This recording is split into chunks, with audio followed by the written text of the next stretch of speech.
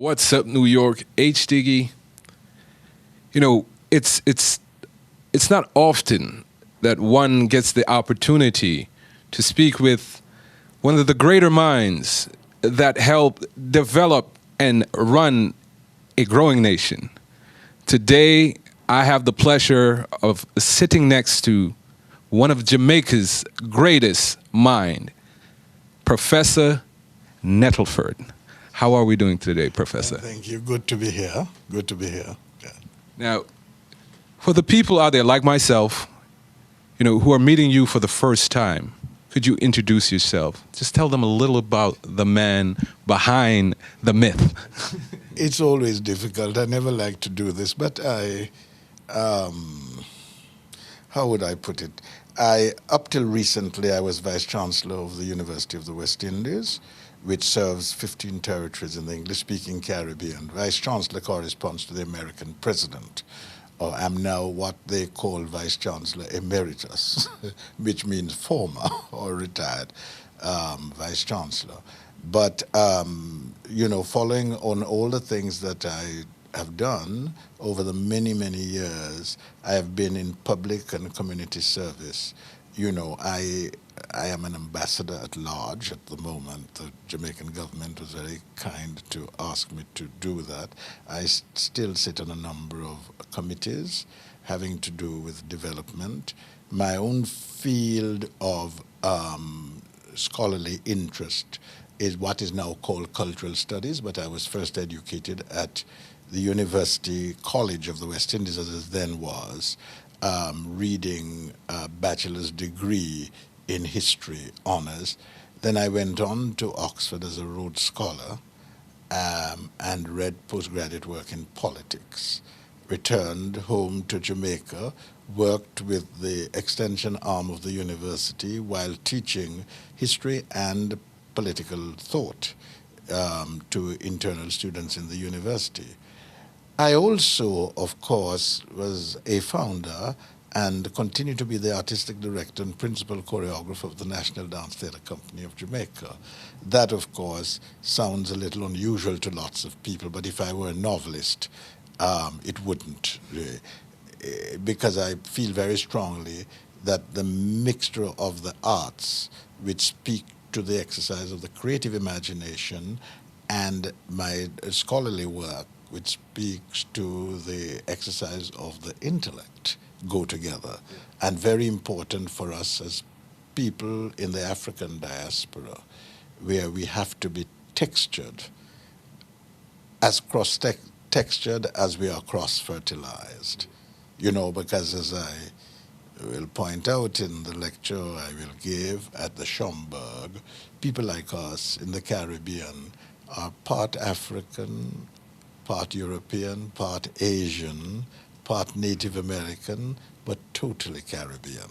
Now that is extremely difficult for people who have seen the world in terms of homogeneous existence, And I like to tell my old mother country, Britain, that even they have been contaminated with other people. They were called Anglo-Saxons. They were hyphenated from the very beginning. And then much later, the Jews, the Huguenots from France, the Irish, the Scots, the Welsh came in and contaminated them even further and made them much richer. Rainbow Car Service. Mr. Printer, tell us more about the Royal Terrace. This event space is very unique and classy, wonderful elevator from basement all the way to the roof.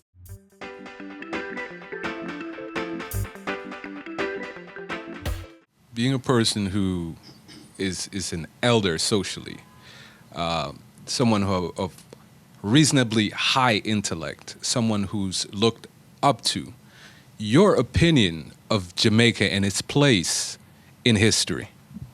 Oh, well, Jamaica is a brand name because, it was one of the largest slave colonies in the old British Empire.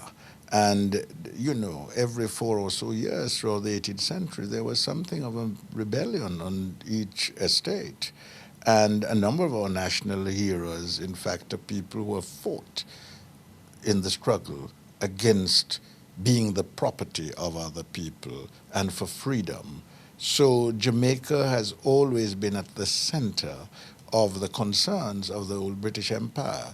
In fact, it was once described as the hottest baby to hold. And even the planters themselves, the English and Scots planters, they fought for a kind of self-government from Britain. They wanted to be in charge, naturally, of their property and so on. But we are a people who have been very assertive. I mean, that's a short cry from being aggressive, and yet a short cry from being violent. So it's a dynamic, it has always been a dynamic society with a strong individualism. People, the way I was reared, for example, followed it. It was as though that old Garvey saying had been heard by my grandmother. Emancipate yourself from mental slavery. None but ourselves can free our minds. One grew up with that very, very strong commitment to finding self. Given Jamaica's role in history, where do you think she stands today? How is she looking today? Well, let's put it this way. Some people would say we are not looking too good. I don't think so. I think we are still on the road. After all, we became independent only 43 years ago. And since I'm speaking in the United States of America, I like to remind Americans that, in fact, after nearly 90 years after 1776, when it became independent, and when, in fact, it had developed fantastic institutions of statecraft, great country, great achievement, yet it broke into a civil war in 1860, lasting some 5 years. Shaping a new society, building a nation is not an easy task. 43 years is not a long time. And we are going through tremendous difficulties now. People are complaining that promises made by political leaders have not been fulfilled, and they just haven't delivered over the past 40 years, but that is par for the course. I think we need to have that on our agenda of concerns, but I don't think we need to panic. Of course, there's been a lot of change over the years. The young people are now exposed to television, radio, internet, whatever. These are things I didn't know about when I was growing up. Therefore, one had to develop within the confines of a village society or a country town. And we, in fact, made things work for ourselves. So even tying crime to poverty, it's not as simple as that. It's not because we were always poor. I grew up as a poor boy. I never thought of sort of shooting. And in any case, the gun wasn't as accessible as it now is. And I have a great friend who's a talk show host, and he blames the United States for making all these guns and body bags. He says that may be a little too cynical. But in truth and in fact, with the world becoming what it is, globalized and whatever, people do have access to weapons of destruction and weapons of distraction. Now, you said that, modern technology, TV, the internet, the American influence is something that's prevalent in Jamaica. Tourism is a big part of her economy right now. So how do you feel, or do you think that has a negative or positive effect on the indigenous people of Jamaica? Both. And we have to be very careful about this, because we can't blame the tourists. In fact, a lot of kids who have not even been exposed to tourists as such have been exposed to internet. The Dallasization and the CNNization of Caribbean consciousness is something very real. With cable TV, people are seeing all sorts of things. People imitate what they see on the television, not knowing that, in fact, that all of that is not even America. the United States, just a part of the United States, and the glamour and the what have we, and the opulence which some of these programs suggest, something that we can't keep them out, but what we have to do is to get back to getting our people to understand and appreciate what they have in their own backyard. So how do we do that? What is it going to take to stem the mass exodus? Well, exodus of mind rather than exodus because some of our finest people are in the United States. They form the Caribbean diaspora across the Atlantic. And in fact, the United States has had the benefit of some of our best people because they have had the push to go, the ambition and the what have we, and a great many of them are doing very well. A lot of our nurses, in fact, the Americans and the British now, are recruiting nurses and teachers straight from Jamaica and other parts of the English-speaking Caribbean, because we do have something that we can give. And then there are lots of others who have come here voluntarily and have studied and have remained and are making contribution to this society.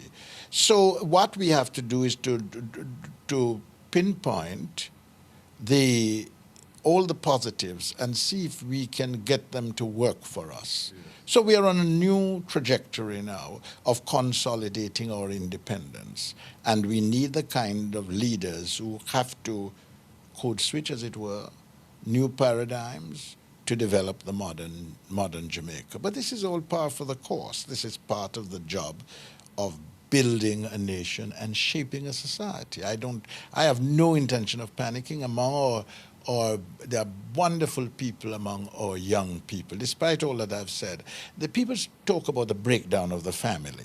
And this, incidentally, is something you find on both sides of the Atlantic, not only among black people.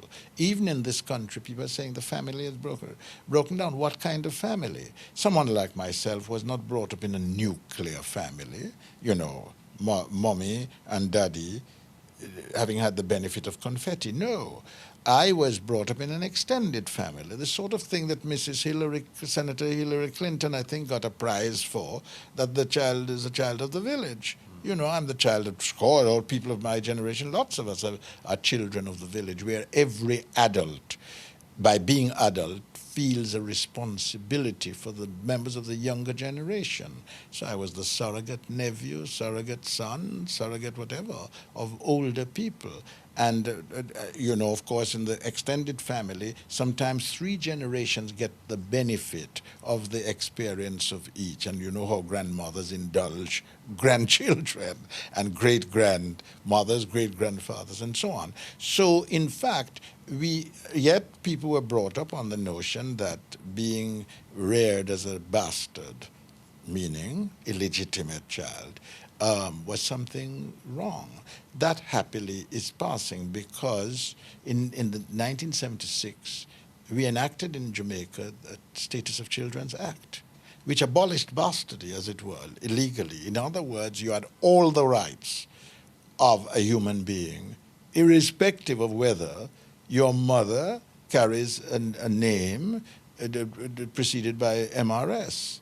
And this has been a tremendous advance, and the rest of the Caribbean has followed suit. But it takes time to, in fact, work all these things through. So you have less of our people now who are ashamed of being illegitimate. In any case, I totally disagree that if you're a human being who breathes and has life, how can you be illegitimate? Doesn't make sense. Rainbow Car Service 718-498-4444. Mr. Printer, tell us more about the Royal Terrace. This event space is very unique and classy, wonderful elevator from basement all the way to the roof. We have a nice first floor, second floor. We are on Main Street, Utica Avenue, 1298 Utica Avenue in Brooklyn, and we are ready to go.